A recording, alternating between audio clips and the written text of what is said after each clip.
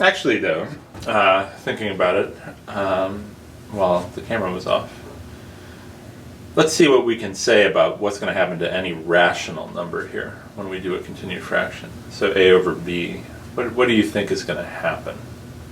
Well, I think it will eventually, it'll have a finite continued fraction, because each step you're sort of breaking down the number until at some point you can't break it down anymore. Okay, yeah, that's exactly right. So what we do when we strip off the integer part is we're left with a smaller fraction than we started with, almost by definition. And then when we flip it, so one thing you worry about is this could be now somehow a more complicated fraction than you started with. So how can we be somewhat certain that we simplified? So starting from 13/5, you basically you subtracted integers from 13/5 until you're left with a number that's less than 1. Mm-hmm. So in this case, 3/5.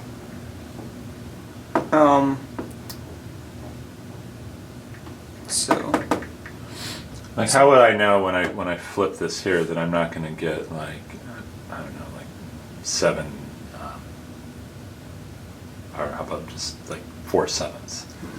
Well, let's see. That I really am going down, not going up, especially in the denominators. So to get this fraction, you took the numerator. The numerator comes from this 5, which is the denominator of your starting fraction. Okay. And the denominator comes from the amount that you took off. So, and this number can't be greater than 4. Right. That's right. So So you see, we go on the denominators, we go 5 to 3 to 2 after you do the flips. So the denominators are shrinking. Yes. So the most number of steps this could take, we could say, would be 5 steps. Okay. Yeah. So any rational number, if we have a rational number, the continued fraction is going to stop eventually. Okay. That's going to be an important idea when we look at the square root of 2.